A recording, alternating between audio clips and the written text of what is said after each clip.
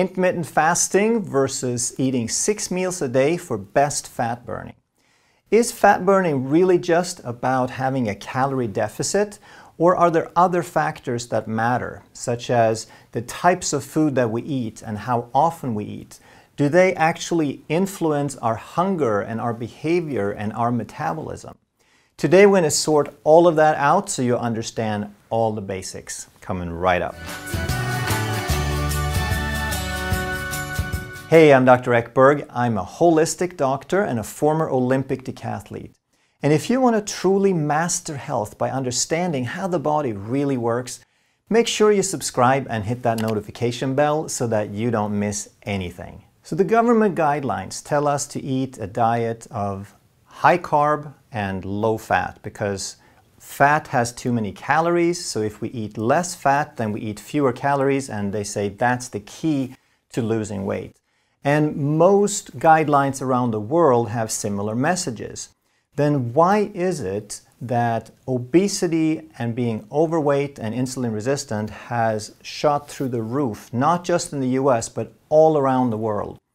It's pretty much a majority in the Western world who is overweight now, and the rest of the world is catching up pretty quick. So either it's just that the planet has all of a sudden become inhabited by a bunch of people who are too lazy to exercise, they have voracious appetites and they eat too much, and they have no willpower to stop eating.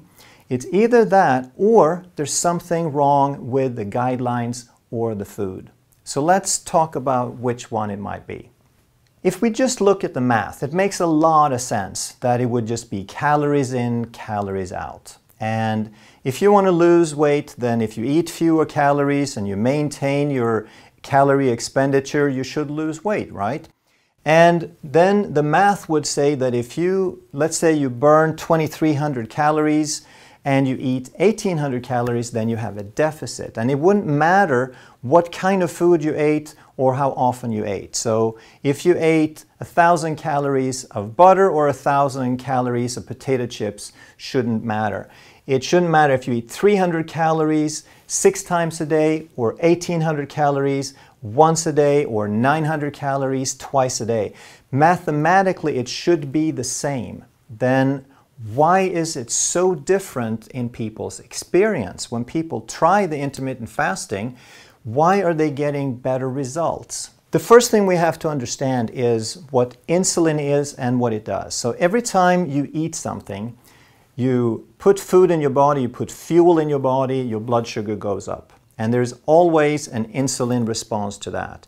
If you eat fat, there's a tiny, tiny insulin response. If you eat protein, it's a moderate. And if you eat carbohydrate, it's a large insulin response. And if you eat processed carbs or sugar, it's a huge response. Insulin is released in response to that blood sugar, and it helps open up the cells. It's like the key that opens the cell to let the blood sugar out of the bloodstream and into the cell. That's the role. That's what insulin is. That's what it does. That's the purpose.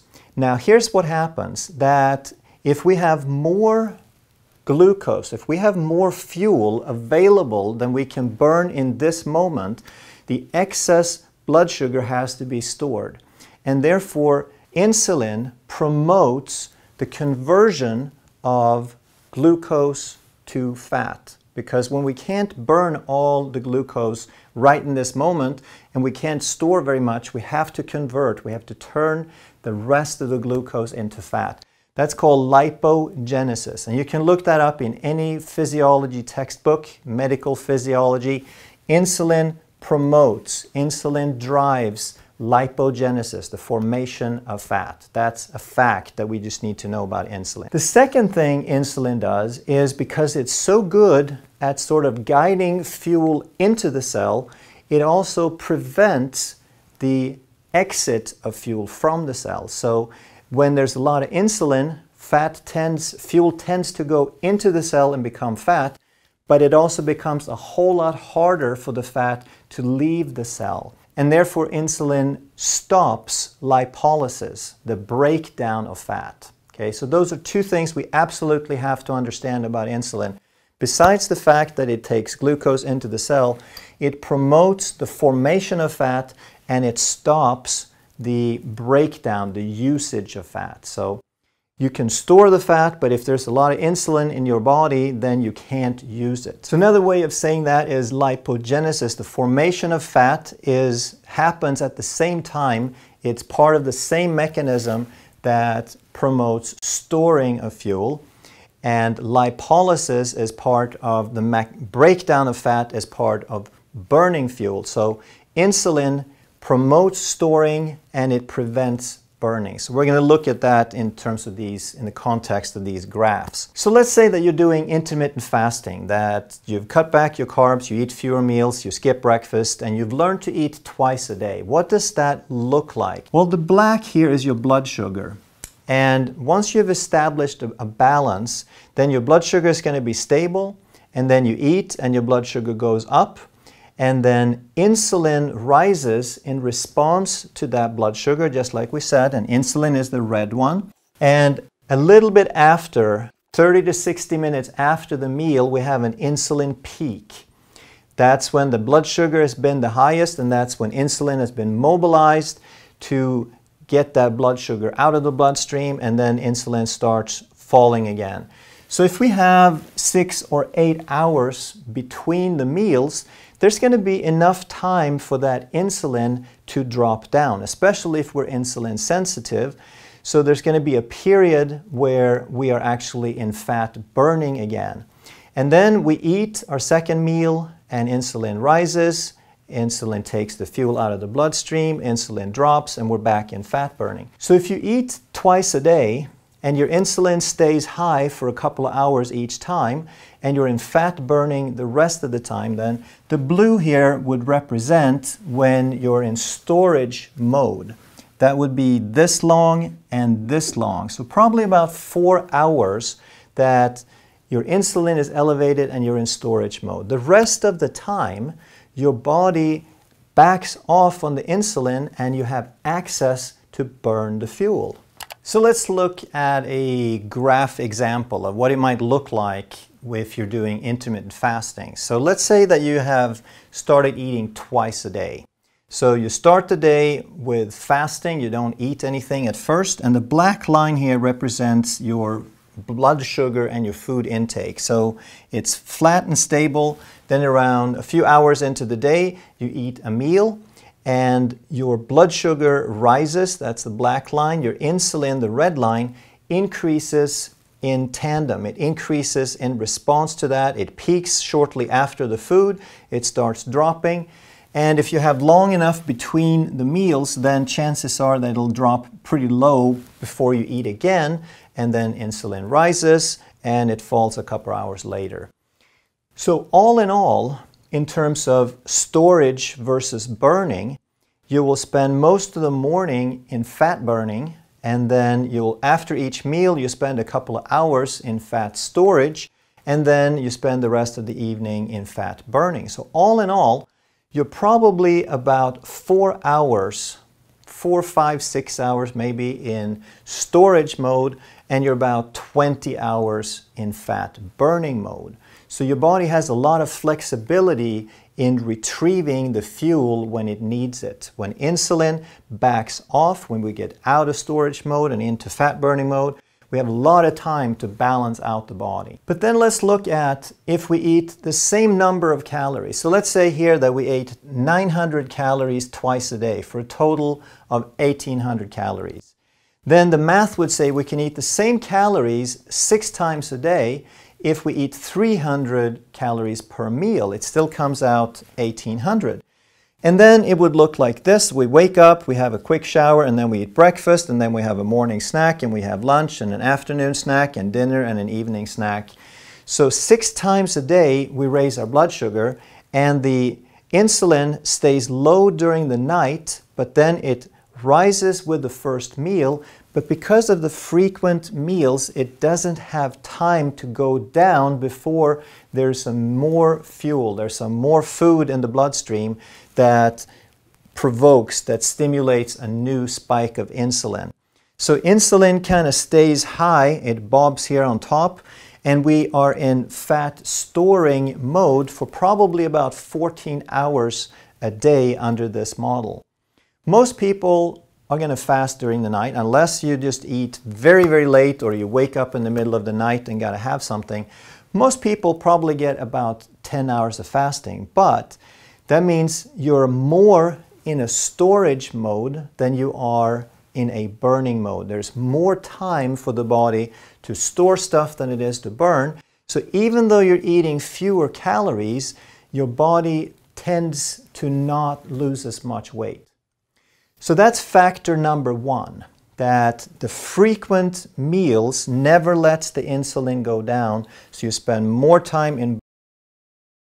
That's a big deal, but there is more to it. So now what happens, because you don't have access, because insulin is high and it stops lipolysis, you don't have access to your energy stores, it's going to make you hungry.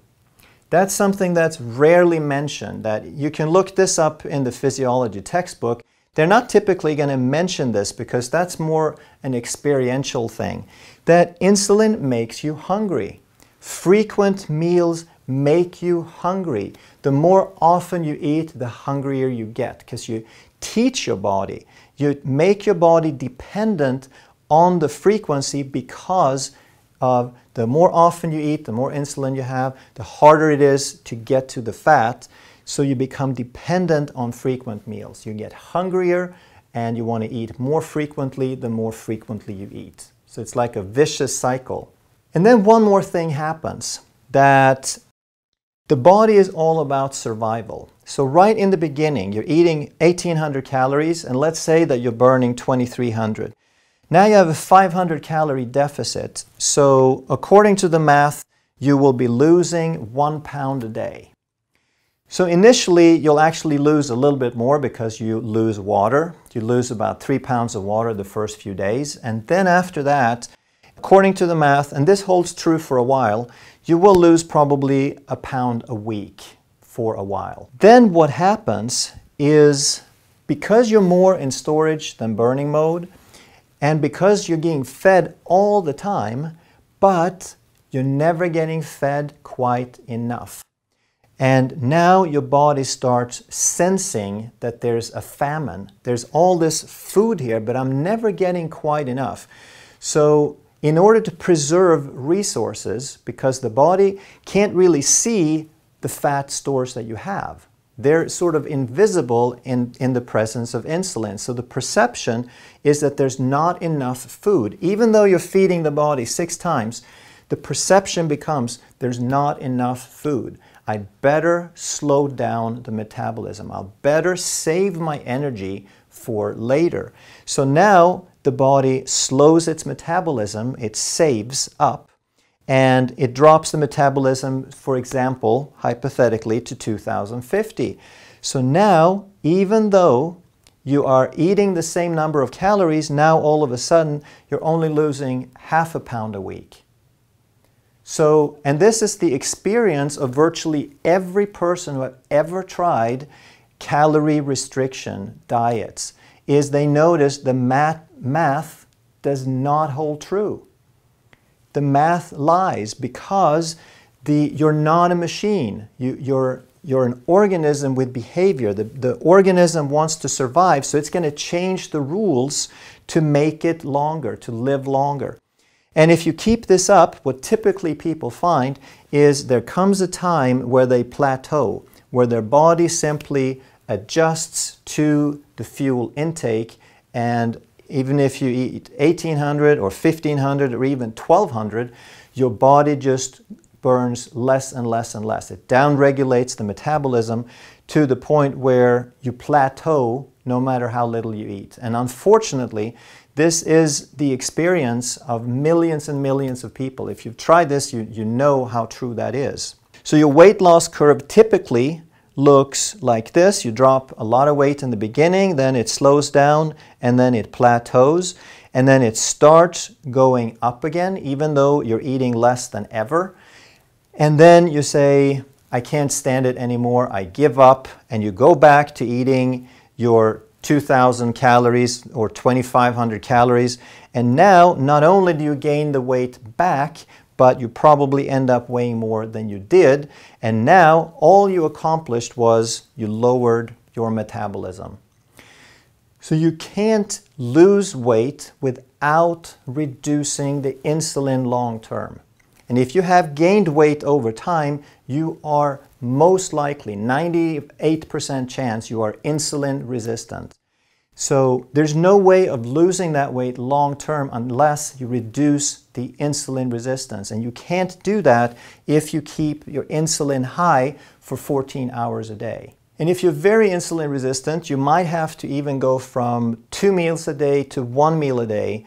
And the principles would hold the same, that you're fasting during all the time that you're fasting, you're in fat burning. You eat 1 meal somewhere in the day, your insulin spikes, but you're only in fat storing for a couple of hours, and then a couple of hours later your body gets into fat burning.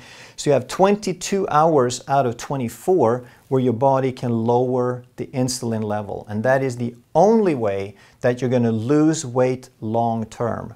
So now if we do the math again, then 1,800 calories ingested in 2 or 1 meal, 2,300 calories burned, a deficit of 500 calories, because a deficit is necessary to lose weight. The question is, what is the body going to do to compensate?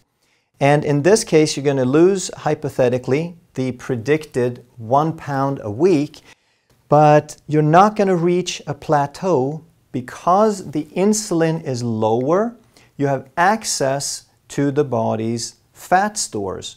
You're not in a state of deprivation. You're not, like in this case, your body perceives a shortage of food. That's not going to happen here because there is no shortage when insulin is low, because then you have access to the fat stores and there's plenty of food, whether you put it in through your mouth or whether the body gets it from the stores. So now you're going to find that the weight loss curve, it is going to slow down inevitably because people lose the most. It's kind of in as a percentage of what you weigh. So the less you weigh, the more weight you lose, the lower that percentage is. So it will drop down. And it typically won't plateau until you reach your normal weight, your ideal weight, because the body is wise. It knows how much it's supposed to weigh if you allow it balance. If you allow it a set of circumstances where it has the flexibility to decide these things for themselves. In the presence of insulin and force feeding, it doesn't have the option to decide.